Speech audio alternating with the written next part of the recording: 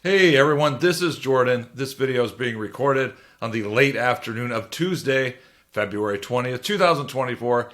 In this video, I am going to talk about the stock market and when we could see a potential major peak. Now, in the gold world, this is very, very important to us because we aren't going to see a secular bull market in precious metals begin until after the stock market peaks. Now, maybe there's a scenario for a little while where, because gold's so close to a breakout, we see gold have a breakout, the sector rallies for a couple months because the Fed cuts rates, etc.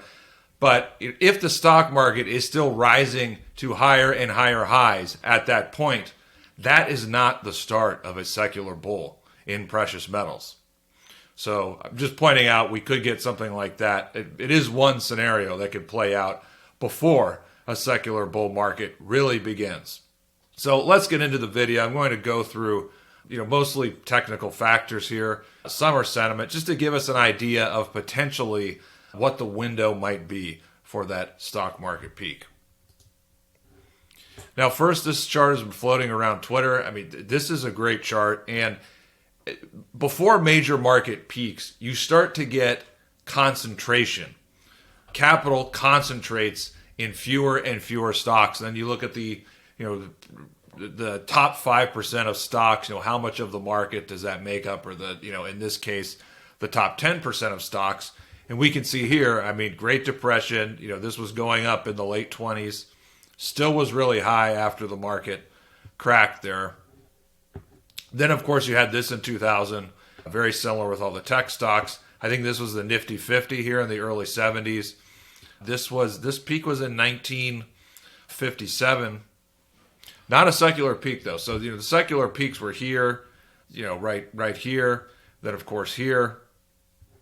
And so we're looking at another secular peak coming. But, this by itself, there's not enough data here. It becomes obvious after the fact, but maybe this peaks at 80%. This is at, who knows, 74%. Maybe it goes up and peaks here. We don't know. Maybe it goes down a little bit and there's a peak at that point. So we don't know, but all this is telling us is, we are in the vicinity. We're setting up for a major secular peak in the stock market based on the concentration. And, the whole idea of melt-ups, not to go on a sidetrack here, but, when you get a melt-up like you got in the late 90s, and maybe like we're going to get this year, capital's coming in that's concentrating in a small number of stocks. So it's really not a situation where, everything's going to go up and shoot to the moon. It's just the capital concentrates in those biggest stocks that make up a large percentage of the index. And so that's typically what happens. But anyway, let me get to the next chart. So, we have energy here in blue, really low weighting as a percentage of the S&P. Here's black, the tech weighting. So information technology, this was a massive bubble at this point. So that we're not quite there yet, but we're heading there. That's what it looks like. And, something else to point out is you can probably make the case now that tech is a bigger percentage of the economy. It's actually more important to the economy than it was 25 years ago. So that's important. But just looking, if we're charting this here, this in black, this could, who knows, it could potentially go like that for the next year or so. So just because it's here doesn't mean the major peak will be here. It can keep going up. But again, it's, who knows if we're in the, top of the ninth inning here, if we're in the sixth inning, the seventh inning. But, it's getting to the point where we have to start thinking about a major secular peak. Now I'm going to run through some S&P technical studies here. I think all these are by Mark Ungwitter. Apologize for the mispronunciation there of his name. You should follow him on Twitter. This guy's a great, great technical analyst. And so these data mining studies here, they're pretty interesting. So, we're looking at huge sell-offs within 3 sessions after a record high. And looking at the red marks here, here's one here. Here's another one here. Those are close to major peaks. Here's one here. This was not a major peak, but you could say it's a cyclical peak. Another one here.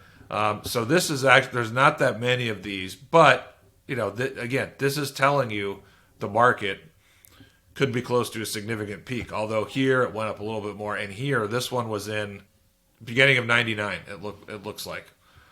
So the market kept running for another year. But, this is not, there's many of these I'm going to run through. Here's another one. S&P 15-week rate of change down here. And this is with the rate of change above 20% and the stock market at a record high. So kind of pointing out when the market gets really overbought and really overheated. Here's one right here in 1980. I think there's a 22% decline. Here's one, what was that, 82 or 83. Had a little bit of a move here. Here's one here. Market went up a little bit, 87 crash. Then you had some here ahead of major peak. Here's some here ahead of a cyclical peak. And here's another one. So, again, this stuff is indicating that we're close to some kind of a peak. I really like this one. So, but it is a little too specific. S&P versus the 14-week RSI, that's a momentum indicator. So this shows when that momentum indicator was below 40, but it quickly rises above 60. So a sudden burst of really strong momentum, like the market is going from being really oversold to then kind of really overbought, you could say. Now, this is several months old, but I like this because you tend to get these signals. They tend to come, at the beginning of a secular bull or really late in a secular bull. Now, if we're going back really far, this wasn't a long secular bull, but this is an example, early 20s, really bullish.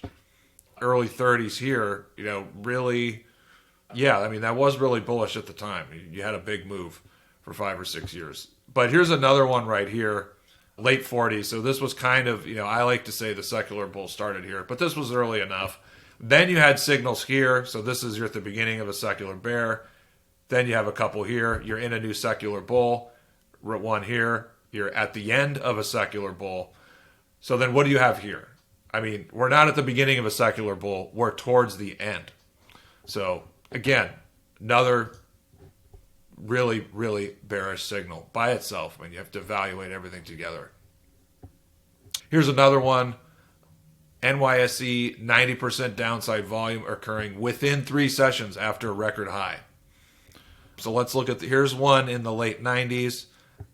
That was about a little more than a year before the market peaked. Here's another one before the market peaked. Another one before the market peaked. Now this was right at, right when the COVID crash started. I have to zoom in here and see if I'm missing. I'm colorblind, so, it would be nice to use just stronger colors, in my opinion. But, this one's really concerning. A couple more charts. Okay, here's one. So, moving on to sentiment. So, most of you probably know about the AAIA survey, the American Association of Individual Investors. I think that's what it is.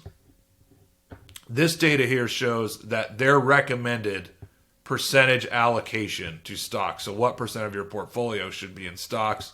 Over 75% here. Of course, you have the 2000 epic top. Sentiment wasn't as bullish during this cyclical bull. Remember in 2007, they were on TV. Everybody's so bearish, man. Why are the economy's great and blah blah blah. But just making that point that you don't necessarily need to see this get all the way up here or even here to have a massive sell signal. So this actually, sentiment was less bullish at this peak. But let's focus on the last 5 years or so. So here, this looks like about 72, 73%. So the market kind of, the next couple of years after that, a lot of volatility, but not great returns, bad returns here.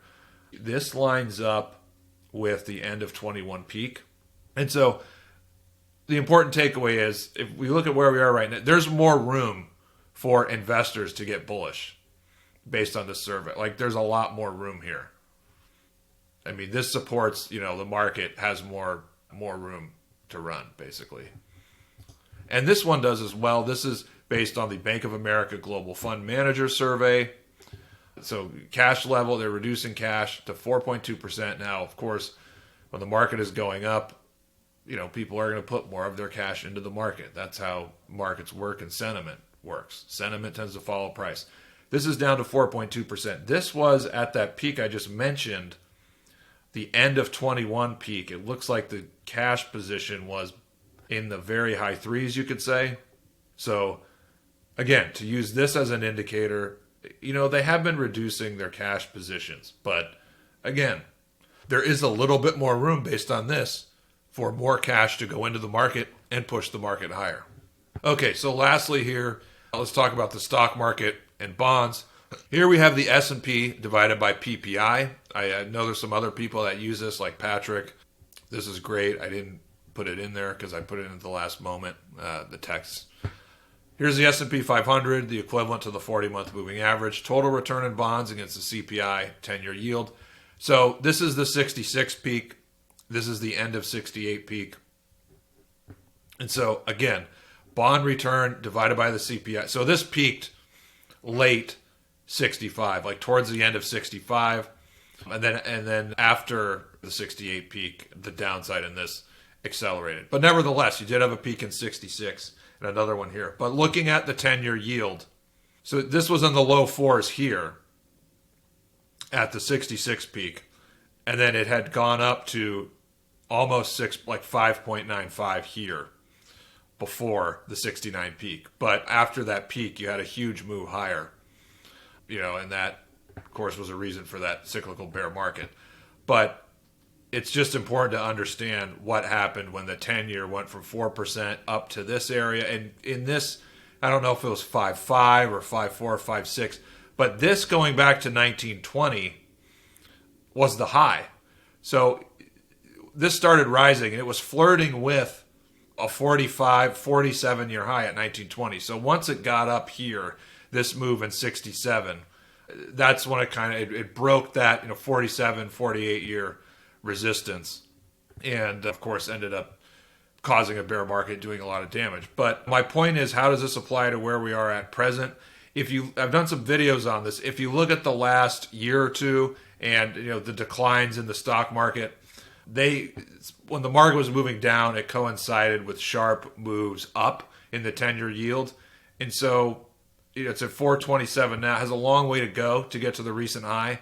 But this is something like, if you're not, if the economy is not going to get softer and it's stable for this year, then you'll have to look for the 10-year yield going above, getting above 5%. That could slow the market down and be a sell signal, as it was in this period. So that's one thing to keep an eye on. The other thing is, if the market really slows down and it looks like the Fed is going to cut, we have to remember, I'm not showing you on this chart, but we have to remember, when the Fed starts cutting, unless you have a soft landing in the economy, that's bearish for the stock market. So if the stock market starts rolling over and it looks like the economy is going to go into recession later this year, when the Fed's going to cut, that's bearish for the market. But that's super bullish for precious metals, as we know. So a lot to take in this video. Let me know what you think. Leave a comment. Form your own conclusions. I tend to think that we're going to see the market continue higher. It's almost at 5,000. It's broken out to a new high. There are lots of warning technical studies warning that a peak is coming, a potential secular peak. But if we look at sentiment and money flow, there's room for more money to go into the market and push the market higher. So I see the stock market continuing to move higher, at least over the next couple months. And we'll see what happens.